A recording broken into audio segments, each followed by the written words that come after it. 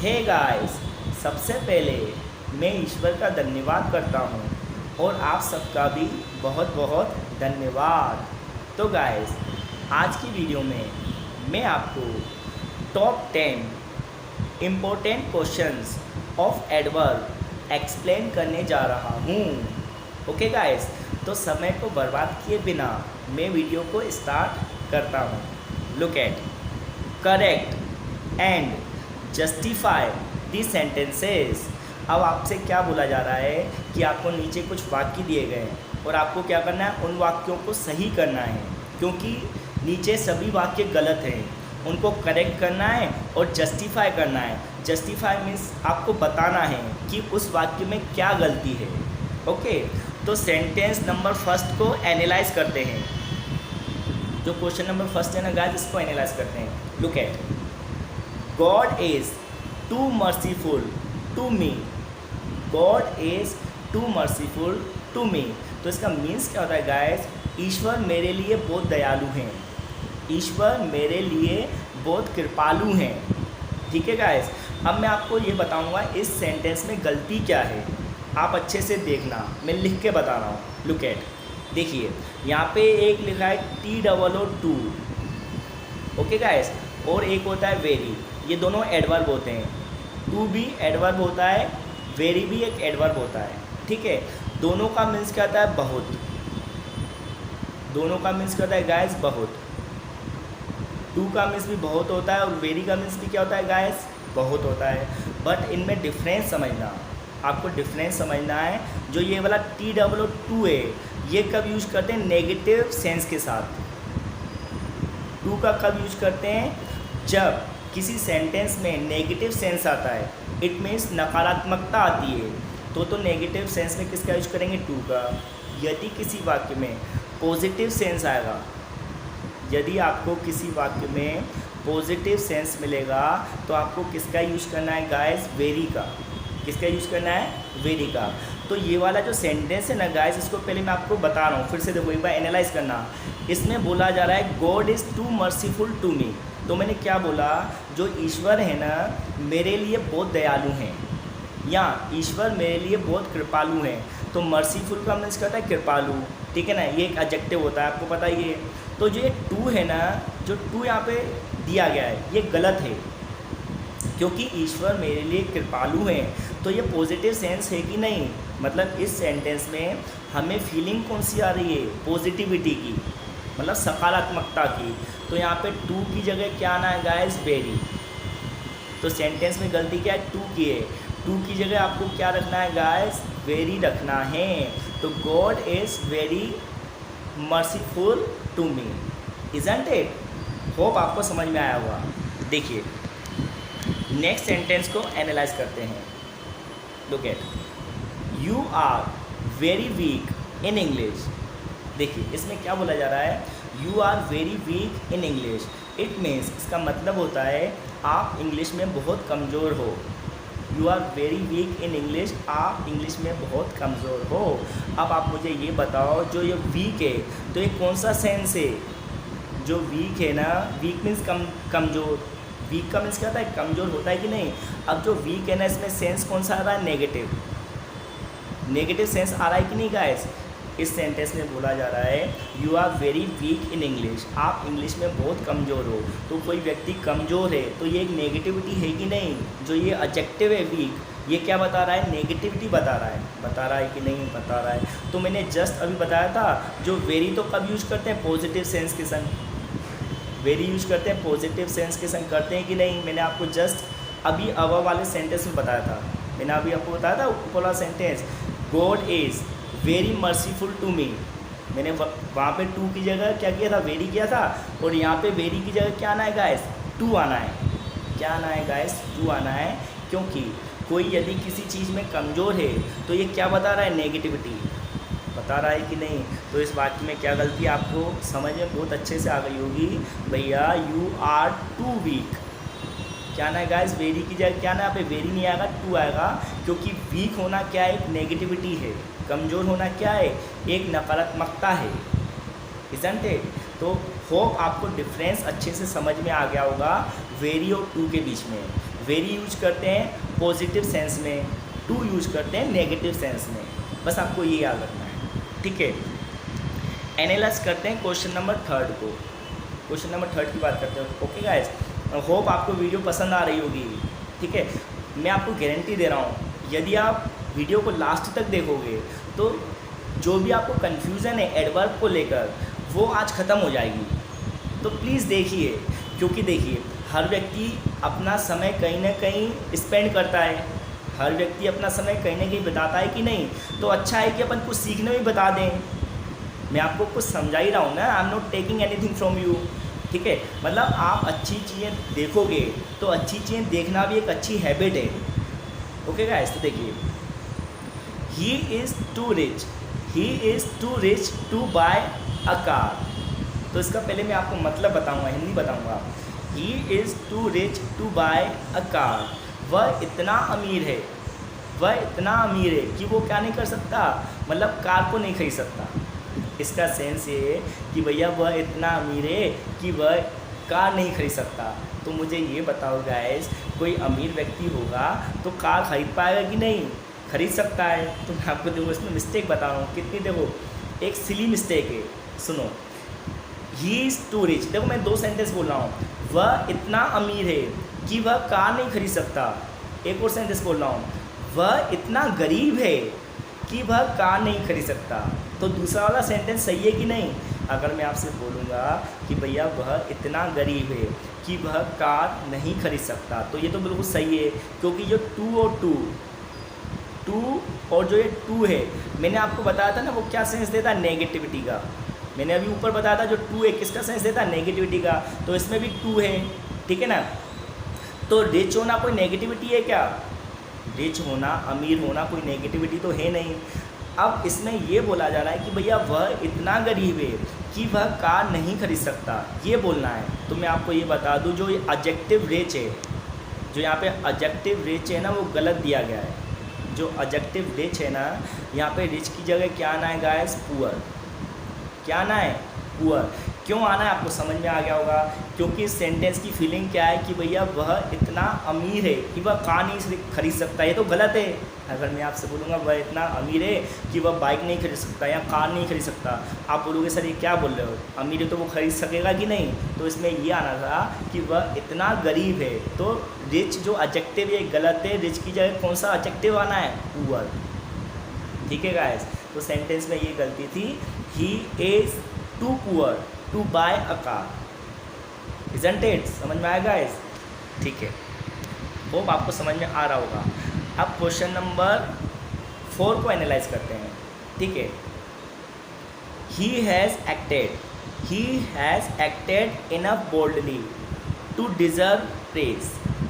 He has acted enough boldly to deserve praise.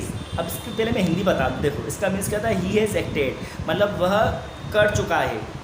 Act means कार्य, मतलब कोई act, वह पर्याप्त रूप से बोल्डली मीन्स क्या था, बहादुरी से, मतलब वह पूरी तरीके से बहादुरी से, वह पूरे तरीके से बहादुरी से एक्ट को कर चुका है, मतलब किसी कार्य को कर चुका है। और वो किसके लिए डिज़र्व करता है? वह डिज़र्व करता है किसके लिए? प्रेज के लिए। प्रेज मीन्स प्रशंसा के लिए। तो ओवरऑल इस सेंटेंस का मीन्स ये होगा कि वह इतनी बहादुरी से उस कार्य को कर चुका है कि उसकी प्रशंसा होनी चाहिए, ठीक है ना। इसका सेंस है, आप समझना। मैंने आपको लास्ट और सेकंड लास्ट वीडियो में भी एक्सप्लेन किया था। जो ये इनफ एडवर्ब है, इसका प्लेसमेंट आपको याद रखना है। जो इनफ एडवर्ब है ना, याद रखना है वो कब आता है? एडजेक्टिव या एडवर्ब के बाद। कोई एडजेक्टिव होगा या कोई एडवर्ब होगा तो उसके बाद प्लस में इनफ को रखते हैं कि नहीं गाइस? ठीक है, मतलब इनफ का प्लेसमेंट आपको याद रखना है। इनफ कब आता है? या तो कोई एडजेक्टिव हो या कोई एडवर्ब हो, उसके बाद आता है कि नहीं? अब देखो गाइस, इस सेंटेंस को एनालाइज करेंगे तो ये बोल्डली एक एडवर्ब है। बोल्डली क्या है? एक एडवर्ब है कि नहीं गाइस? बोल्डली एक एडवर्ब है। अब आपको याद रखना है बोल्डली एक एडवर्ब है और इनफ क्या है अपना? जो इनफ क्या है? अब इनफ को ना कहाँ पे रख दिया गया है, इनफ भी एक एडवर्ब है गाइस, आपको याद है ना, इनफ भी एक एडवर्ब है, क्योंकि मैं आपको समझा चुका हूँ एडवर्ब वे शब्द होते हैं, या तो एडवर्ब वे शब्द होते हैं जो किसी वर्ब, एडवर्ब या एडजेक्टिव को मॉडिफाई करते हैं। तो यहाँ पे अगर एडवर्ब किसी एडवर्ब को मॉडिफाई कर रहा है तो कोई मिस्टेक नहीं है, बिल्कुल सही है, आपको याद रखना है। बट जो ये इनफ का प्लेसमेंट है ना, यहाँ पे होना चाहिए, इनफ यहाँ पे होना चाहिए और बोल्डली यहाँ पे होना चाहिए, बस ये मिस्टेक है। क्योंकि ना मैंने आपको बताया है एडजेक्टिव और एडवर्ब के बाद इनफ आता है कि नहीं, और जबकि ये पहले रखा गया है, तो ये गलत है। सेंटेंस आंसर क्या बनेगा इसका, ही हैज़ एक्टेड बोल्डली इनफ, समझ आ रहेगा, इस क्या बनेगा, ही हैज़ एक्टेड, फिर आ जाएगा बोल्डली, क्या आ जाएगा, देखो ही हैज़, मैं आपको बता रहा हूँ, ही हैज़ एक्टेड, यहाँ तक तो सही है, उसके बाद आना है बोल्डली, क्या ना गाइस, बोल्डली, ठीक है ना, बोल्डली, उसके बाद आएगा इनफ। तो आंसर क्या बनेगा, ही हैज़ एक्टेड, फिर आ जाएगा बोल्डली, ठीक है ना, फिर आएगा इनफ। तो he has acted boldly enough to deserve praise, समझ में आ रहा होगा गाइस आपको, ठीक है। और देखो कुछ चीज़ें ना आपको याद रखना प्रैक्टिस से ही आती हैं, जैसे आपको पता है ना, practice makes a man and a women perfect, जो प्रैक्टिस है ना वही व्यक्ति को परिपक्व बनाती है। तो आपको प्रैक्टिस तो करना ही है, आप ये मत सोचना कि आप मेरी एक वीडियो देख लो और आप परफेक्ट बन जाओ एडवर्ब में, ऐसा कुछ भी नहीं है, आपको लगातार देखनी है। जब तक आपके माइंड में क्लियरिटी नहीं आ रही किसी चीज़ की, जब तक आपके माइंड में किसी टॉपिक की क्लियरिटी नहीं आ रही, तब तक आपको देखते रहना है टॉपिक, ठीक है। देखिए question number 5, Ram is very better than Ravan, Ram is very better than Ravan. तो मैं आपको पहले हिंदी बता देता हूँ, जो राम जी हैं ना, मैंने राम जी नहीं लिखा, सॉरी फॉर दिस, ठीक है, जो राम जी हैं और इधर भी रावण जी होगा, ठीक है ना, मतलब दोनों सम्मानीय हैं। रावण जी ने गलती की थी, बट रावण जी ने अपनी गलती एंड में एक्सेप्टेड कर ली थी, ठीक है ना, और वो एक क्या थे, एक महान पंडित भी थे। तो हमको राम जी का तो रिस्पेक्ट करना ही है, इसके साथ साथ रावण जी का भी रिस्पेक्ट करना है, ठीक है। तो ये कॉमन चीज़ें थी, मैं आपको बता देता हूँ। देखिए Ram ji is very better than Ravan, जो राम जी है ना वो बहुत ज़्यादा अच्छे हैं, राम जी बहुत ज़्यादा अच्छे हैं, किससे, रावण से। अब मैं आपको एक चीज़ बता दूँ, एक और सेंस समझना, जो वेरी, अब वेरी का मीन्स भी मैंने आपको बहुत बता दिया था, ऊपर ही बताया था, और मच, दो चीज़ समझनी है, एक होता है वेरी, एक होता है मच, दोनों का मीन्स क्या आता है, बहुत या ज़्यादा, बहुत या ज़्यादा, ठीक है ना। अब आपको याद रखना जो वेरी है ना, ये किस में आता है, पॉजिटिव डिग्री में। जो वेरी कब यूज करते हैं, जो सेंटेंस में अगर कोई पॉजिटिव डिग्री होगी, मैं बता देता हूँ। देखिए वेरी कब यूज करते हैं, पॉजिटिव डिग्री के संग, पी मीन्स पॉजिटिव डिग्री, और मच कब यूज करते हैं, सी मीन्स कंपेरेटिव डिग्री। आपको ये याद रखना है, यदि किसी सेंटेंस में पॉजिटिव, मतलब पॉजिटिव सेंटेंस है, मतलब किसी की कंपेयर नहीं किया जा रहा, सेंटेंस पॉजिटिव है, किसी का किसी से कंपेयर नहीं हो रहा है, तो आपको रखना है, क्या रखना है आपको, वेरी। जब किसी वाक्य में किसी भी व्यक्ति या वस्तु का एक दूसरे से कंपेयर नहीं हो रहा है, मतलब तुलना नहीं हो रही है, तो रखेंगे हम, क्या रखेंगे, वेरी। अगर तुलना हो रही है तो क्या रखेंगे, मच, मतलब किसी का कंपेयर किया जाता है तो मच रखते हैं। तो इसको देखो, सेंटेंस को समझो, इसमें रावण और राम जी की कंपेयर हो रही है कि नहीं, इस सेंटेंस में Ram is very better than Ravan, तो इसमें आपको पता है ना, राम जी और रावण का कंपेयर किया जा रहा है कि नहीं, दोनों राम जी और रावण जी का कंपेयर कर रहे हैं। तो आपको याद रखना है, जब भी कंपेयर होता है तो वेरी गलत होता है, क्या आता है, मच। जो कंपेरेटिव डिग्री होती है उसमें आपको वेरी की जगह मच रखना है, इजंट इट। अगर पॉजिटिव डिग्री होगी तो क्या आ जाएगा, वेरी, ठीक है। मतलब जो स्टेटमेंट सिंपल होगा, पॉजिटिव होगा, उसमें तो वेरी आएगा। जैसे मैंने बोला यू आर वेरी ब्यूटीफुल या यू आर वेरी इंटेलिजेंट, तो जो ये सेंटेंस है ये पॉजिटिव है कि नहीं, इसमें तुलना थोड़ी हो रही है। जैसे मैं आपसे बोलता हूँ you are very intelligent, you are very intelligent, तो आप बहुत समझदार हो, तो ये तो एक क्या है, मतलब सिंपल स्टेटमेंट है, इसमें कोई तुलना नहीं। अब मैं आपसे बोलूँगा you are much you are much more intelligent, you are much more intelligent than I. तो मैं आपसे क्या बोल रहा हूँ, you are much more intelligent than I, तो आप मुझसे भी बहुत ज़्यादा समझदार हो। तो अब आई मतलब आई और यू का कंपेयर हो रहा है कि नहीं, मतलब मेरा और आपका कंपेयर हो रहा है कि नहीं। मैंने आपसे बोला you are much more intelligent, you are much more intelligent than I. तो आई मीन्स मैं और यू मीन्स आप, तो हम दोनों की तुलना हो रही है कि नहीं। तो मैं आपसे क्या बोल रहा हूँ, आप मुझसे ज़्यादा बहुत ज़्यादा बुद्धिमान हो। समझ में आ रहा है गाइस। तो मैं आपको सिंपल चीज़ बता रहा हूँ, वेरी कब लगाते हैं, जब सेंटेंस पॉजिटिव डिग्री में हो। पॉजिटिव डिग्री में होता है तो वेरी, अगर कंपेरेटिव डिग्री में होता है तो मच। ये सिंपल सी थ्योरी थी। क्वेश्चन नंबर 6 देखते हैं guys. Ram is much good, it means Ram ji is much good. अब ये देखो, ये कौन सा सेंटेंस है, पॉजिटिव डिग्री है कि नहीं, ये पॉजिटिव है। इस सेंटेंस में गाइस किसी की किसी से तुलना हो रही है क्या, नहीं हो रही। राम जी की यहाँ पे किसी से तुलना नहीं हो रही। ऊपर राम जी की तुलना हो रही थी किससे, रावण जी से। यहाँ पे राम जी और रावण जी की तुलना हो रही थी, इसलिए क्या आ गया था यहाँ पे मच आया थी कि नहीं, यहाँ पे मच आया था कि नहीं, क्योंकि राम जी और रावण जी की तुलना हो रही थी। तो Ram ji is much better than Ravan. अब यहाँ पे किसी की किसी से तुलना ही नहीं हो रही, यहाँ पे तो केवल राम जी हैं, है कि नहीं राम जी। तो यहाँ पे ना मच की जगह क्या आना है गाइस, वेरी। क्या आना है, जो वेरी एडजेक्टिव का यूज करना है, सॉरी वेरी एडवर्ब का यूज करना है। तो Ram ji is very good, isn't it. Look at guys, question number 7 को एनालाइज करेंगे। ओके देखिए, I give him much too freedom. अब आप इसको समझना है, पहले मैं आपको हिंदी बता देता हूँ। I give him much too freedom, मतलब मैं उसे क्या देता हूँ, बहुत ज़्यादा आज़ादी। मैं उसे बहुत ज़्यादा आज़ादी देता हूँ, इसका मतलब ये है, ठीक है ना। I give him much too freedom.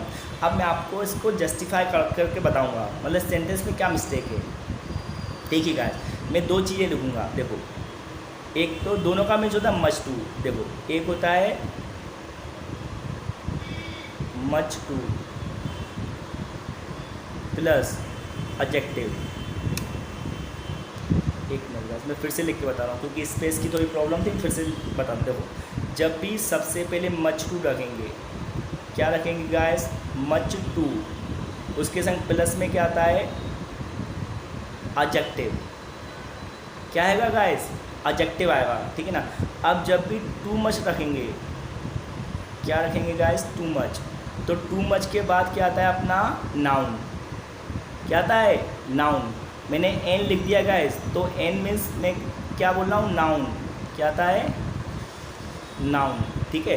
तो आपको ये वाला कॉन्सेप्ट याद रखना है। क्या बोला मैंने, मच टू के बाद हमेशा एडजेक्टिव आएगा। मच टू के बाद क्या आएगा, एडजेक्टिव, ठीक है ना। और टू मच के बाद क्या आएगा, नाउन, ठीक है। आपको ये याद रखना है। अब मैं आपको बता दूँ, जो ये फ्रीडम है, आपको पता है ये फ्रीडम क्या है, मतलब फ्रीडम मैं आपसे पूछ रहा हूँ, 2 ऑप्शन दे रहा हूँ। फ्रीडम एक नाउन है कि एडजेक्टिव है। जो फ्रीडम शब्द है ना गाइस, मैं आपको बता रहा हूँ, नाउन है कि एडजेक्टिव है, आपको पता है। तो ये फ्रीडम शब्द एक नाउन है। फ्रीडम शब्द क्या है गाइस, जो पार्ट्स ऑफ स्पीच होती है ना, तो फ्रीडम उसमें क्या एक नाउन है। तो फ्रीडम का मीन्स क्या होता है, आज़ादी। फ्रीडम का मीन्स क्या होता है गाइस, आज़ादी होता है कि नहीं। अब ये एक नाउन है, तो नाउन से पहले मच टू लिखा है, नाउन से पहले मच टू लिखा है कि नहीं। अब देखो नाउन का कॉन्सेप्ट देखते हैं, ठीक है। अब नाउन से पहले क्या आता है गाइस, नाउन है, तो ये भी नाउन है। तो नाउन से पहले हमको क्या चाहिए, टू मच चाहिए। नाउन से पहले टू मच चाहिए कि नहीं, तो ये नाउन है, फ्रीडम एक नाउन है, तो ये मच टू गलत लिखा है। मच टू गलत है कि नहीं। मच टू की जगह पर यहाँ पे क्या आना है, टू मच। क्या आना है, I gave him too much freedom. मैं उसे बहुत ज़्यादा आज़ादी देता हूँ। समझ में आया, ये कॉन्सेप्ट हमेशा आपको माइंड में सेट कर लेना। क्या कॉन्सेप्ट है, मच टू के बाद हमेशा एडजेक्टिव आएगा और टू मच के बाद क्या आएगा, नाउन, ठीक है। अगर यहाँ पे ये लिखा होता ही इज़, देखो मैं नेक्स्ट सेंटेंस बता रहा हूँ, तो ये वाला सेंटेंस आपको समझ में आ गया होगा। अब इसी के देखो नेक्स्ट सेंटेंस भी है जो दोनों से इंटरकनेक्टेड है। एक सेंटेंस ये था जो मैंने आपको बता दिया, मच टू का दोनों में यूज़ बता दिया। अब एक सेंटेंस देखना, देखो क्वेश्चन नंबर 8 को एनालाइज करेंगे तो दोनों चीज़ें क्लियर हो जाएंगी। 7 और 8 दोनों क्लियर होंगे। देखो, ही is too much free, he is too much free. अब जो फ्री है ना गाइस, पता है आपको क्या है? एडजेक्टिव। जो फ्री क्या है? एडजेक्टिव। फ्री है एक एडजेक्टिव है। तो मैंने अभी बताया था जो एडजेक्टिव होता है, तो एडजेक्टिव से पहले तो क्या आता है? Much to. एडजेक्टिव से पहले मच टू आता है कि नहीं?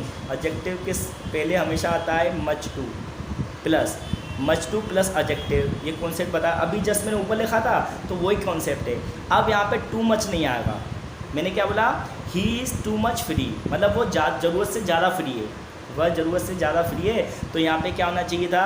ही इज़ मच टू, ये आना था। क्या आना था guys? He is much too free. तो दो कॉन्सेप्ट याद रखना है, जब हम मच टू का यूज करेंगे तो उसके बाद अपन को क्या चाहिए? एडजेक्टिव, जो कि फ्री एक एडजेक्टिव है। और फ्रीडम क्या था? एक नाउन था। तो नाउन आएगा तो उससे पहले आएगा टू मच, और एडजेक्टिव आएगा तो उससे पहले आएगा मच टू। आपको ये कंसेप्ट याद रखना है। अब आप बोलो सर हमें नाउन और एडजेक्टिव नहीं आता, तो ये तो गाइस आपको सीखना होगा, तभी आपको चीज़ें समझ में आएंगी। Isn't it guys? बट मैं आपको कोशिश करता हूँ, प्रैक्टिस सेट जो मैं आपको करवाता हूँ ऑन द स्पॉट एक्सप्लेन करने की कोशिश करता हूँ। ठीक है, क्वेश्चन नंबर 9 को भी एनालाइज कर लेते हैं। ठीक है, आप बोर तो नहीं हो रहे गाइस? देखो, जो स्टडी है ना, आपको स्टार्टिंग में थोड़ी बोरियत होगी, कुछ भी सीखने में आपको स्टार्टिंग में बोरियत होगी, स्पेशली स्टडी। बट जिस दिन आप हैबिचुअल हो जाओगे, जिस दिन आप स्टडी कॉन्शियस हो जाओगे या स्टडी के हैबिचुअल हो जाओगे, तो आपको स्टडी जैसा आनंद कहीं नहीं मिलेगा। आपको पता है जो ज्ञान होता है ना, जो एजुकेशन या स्टडी होती है, स्टडी जैसा आनंद कहीं नहीं है, क्योंकि स्टडी में ईश्वर है। स्टडी में ईश्वर होते कि नहीं? तो अगर आपको बोरियत फील हो रही है तो आप तो बस लगे रहो, डटे रहो। मैं गारंटी देता हूँ कि आपको कभी ना कभी आनंद जरूर आएगा स्टडी में ही। ठीक है, जैसे आप मोस्टली लोगों को किस में आनंद आता है? ट्रैवलिंग में, घूमने में, फिरने में, कुछ फास्ट फूड खाने में, ठीक है ना, जंक फूड खाने में। बट अगर आपने स्टडी का हैबिट डाल दी, क्योंकि आपको जंक फूड की आदत है या फास्ट फूड की आदत है या घूमने की आदत है, वॉकिंग की, विजिटिंग की, उसके प्लेस पे आप स्टडी करो, तो दो चीज़ें होंगी। एक तो आपकी पर्सनैलिटी डेवलप होगी, दूसरी चीज़ आपको ज्ञान मिलेगा। ठीक है, देखिए चलो ज़्यादा समय को बर्बाद नहीं करते, जल्दी से पॉइंट पे आते हैं। I like her because she is rather tall. अब देखो क्या बोला जा रहा है? I like her because she is rather tall. मैं उसे पसंद करता हूँ क्योंकि वो क्या है, मतलब बहुत अच्छी, मतलब रेदर का मीन्स क्या होता है? पर्याप्त रूप से, अच्छे से। मतलब मैं उसे पसंद करता हूँ क्योंकि वह क्या है? अच्छे से क्या मतलब? अच्छे से मतलब इतनी लंबाई है जितनी होनी चाहिए। अब मैं एक चीज़ बताऊँ, पहले मैं एक बता दूँ डिफरेंस, मतलब इस सेंटेंस में क्या बोला जा रहा है? आई लाइक हर, मैं उसे पसंद करता हूँ, because she is rather tall, क्योंकि वो क्या है? बिल्कुल लंबी है। अब मैं आपको एक सेंस बता रहा हूँ, दो चीज़ें लिखूँगा, एक लिखूँगा रेदर, लिख देता हूँ, एक है RATHER रेदर, एक रेदर है एडवर्ब। याद रखना सब एडवर्ब की मैं मिस्टेक एडवर्ब की बता रहा हूँ। एक एडवर्ब होता है फेयरली। क्या होता है गाइस? फेयरली। अब ये दोनों एडवर्ब हैं, रेदर भी एक एडवर्ब है और फेयरली भी एक एडवर्ब है। अब समझना, जो रेदर होता है ना, वो कौन सा सेंस देता है? नेगेटिव। जो रेदर है वो कौन सा सेंस देगा? नेगेटिव। और जो फेयरली है वो कौन सा सेंस देता है? पॉजिटिव। ये बात आपको याद रखना है। ठीक है, अब आपको सेंटेंस में देखना है कि कौन सी फीलिंग आ रही है, नेगेटिव फीलिंग आ रही है कि पॉजिटिव, सेंस कौन सा आ रहा है। देखो मैंने क्या बोला, रेदर कब रखते हैं? जब सेंटेंस में फीलिंग नेगेटिव होती है। फेयरली कब रखते हैं? जब सेंटेंस में फीलिंग क्या होगी? पॉजिटिव। ये आपको समझ में आ गया। पॉजिटिव नेगेटिव तो आप समझ ही रहे होगे। जैसे किसी सेंटेंस में किसी भी चीज़ में आपको अच्छी फीलिंग आएगी तो पॉजिटिव होती है। जैसे बोलेंगे भैया यू आर वेरी इंटेलिजेंट, तो ये पॉजिटिव फीलिंग है कि नहीं है? ठीक है ना। अब वेरी का मीन्स मैंने आपको बता दिया बहुत, और पॉजिटिव सेंस में आता है। अब मैं बोलूँगा यू आर टू बैड, मतलब आप बहुत बेकार हो, तो कौन सी फीलिंग आ रही? नेगेटिव। तो वेरी और टू का जैसे मैंने सेंस बताया था, वैसे ही आपको समझना है किसका? रेदर का सेंस किस में आता है? नेगेटिव में। और फेयरली का सेंस किस में आता है? पॉजिटिव में। आता है कि नहीं? आता है। अब समझना, देखो आई लाइक हर, अब मैं उसे पसंद कर रहा हूँ, तो ये कौन सी फीलिंग है? किसी को पसंद करना पॉजिटिव फीलिंग है कि नहीं? है कि नहीं है? आप समझ आ रहा होगा। तो आई like her because she is. अब जो रेदर है ना गाइस, ये रेदर गलत है। रेदर की जगह क्या आना चाहिए था? फेयरली। क्या आना चाहिए था? यहाँ पे क्या आना है? रेदर की जगह आपको क्या लगाना है? Fairly. I like her because she is fairly tall, मतलब मैं उसे पसंद करता हूँ क्योंकि वह उतनी लंबी है जितनी मैं चाहता हूँ। मतलब उसके पसंद के अनुसार कोई गर्ल लंबी है, टॉल है, जैसे किसी व्यक्ति की हाइट 5'5" है और किसी गर्ल्स की 5'4" है, तो वो बोलेगा ना कि भैया मैं उसे पसंद करता हूँ क्योंकि वह उतनी लंबी है जितनी मुझे चाहिए। Are you getting guys?